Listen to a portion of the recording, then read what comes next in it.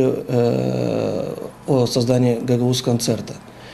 И мы обязательно, я думаю, что мы этот гагаузский-концерт создадим. Почему?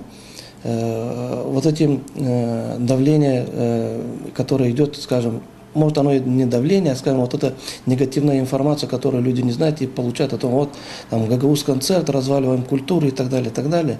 Все это ерунда.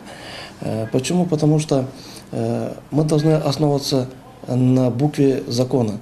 А закон гласит о том, что коллектив должен иметь свой паспорт, все свои определенные документы, пакет документов, и заработная плата, она должна быть законной, а не так, как у нас до сих пор 20 лет коллективы, мы все висим в воздухе.